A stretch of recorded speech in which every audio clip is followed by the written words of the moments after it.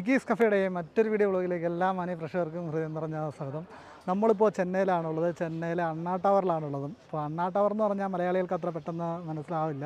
ഇപ്പോൾ പവനായ ശവമായി എന്ന് പറഞ്ഞാൽ ഒരു പ്രസിദ്ധമായിട്ടുള്ള ഒരു ഒരു ഒരു സീനൊക്കെ, അതായത് ക്യാപ്റ്റൻ രാജുവിൻ്റെ മോഹൻലാലിൻ്റെയൊക്കെ സീൻ ഷൂട്ട് ചെയ്ത ഈ ഒരു ബ്രിഡ്ജ് വെച്ചാണ്. ആ സിനിമ കാണുമ്പോൾ നിങ്ങൾക്ക് ഓർമ്മ വരും ഈ ഒരു ബ്രിഡ്ജിൻ്റെ ഒരു പ്രാധാന്യം എന്താണെന്ന്. അപ്പോൾ കുറച്ച് നാൾ കഴിഞ്ഞ് കുറേ വർഷങ്ങൾക്ക് മുമ്പ് ഞാനിവിടെ വരുമ്പോൾ ഇതിൻ്റെ മുകളിലേക്കുള്ള ഒരു എൻട്രി ഒന്നും ഇല്ലായിരുന്നു. അവർ ക്ലോസ്ഡ് ആയിരുന്നു. ഇപ്പോൾ അവർ കറക്റ്റായിട്ട് സുരക്ഷാ സംവിധാനങ്ങളെല്ലാം സെറ്റ് ചെയ്തിട്ട് പബ്ലിക്കിന് വേണ്ടി ഓപ്പണാക്കി കൊടുത്തിട്ടുണ്ട്. അപ്പോൾ നമുക്ക് മുകളിൽ വരെ പോകാം. മുകളിൽ പോയിട്ട് അവിടുത്തെ കാഴ്ചകളൊക്കെ തന്നെ കാണാം. ഇതൊരു കിടിലൊരു പ്ലേസാണ്. ഇവിടെ ആണെങ്കിൽ കുട്ടികളുടെ പാർക്കുണ്ട്. അപ്പോൾ ഒരുപാട് ആളുകൾ ഇവിടെ നന്നായിട്ട് മെയിൻറ്റെയിൻ ചെയ്യുന്നൊരു പാർക്കാണ്.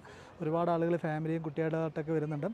അപ്പോൾ ചെന്നൈയിലൊക്കെ എത്തുന്ന ആളുകൾക്ക് ഈ ഭവനായ ശവമായ ഈ ഒരു ബ്രിഡ്ജ് നിങ്ങൾക്ക് വന്ന് വിസിറ്റ് ചെയ്യാം. ഇപ്പോൾ ഞാനിപ്പോൾ ചെന്നൈയിലാണുള്ളത്. അപ്പോൾ എൻ്റെ ബുക്കിൻ്റെ കുറേ പ്രൊമോഷനുമായിട്ട് ബന്ധപ്പെട്ട് കുറേ ആളുകളെ കാണണം, കുറേ കാര്യങ്ങളും സ്ട്രാറ്റജിയൊക്കെ ഡെവലപ്പ് ചെയ്യാനുണ്ട്.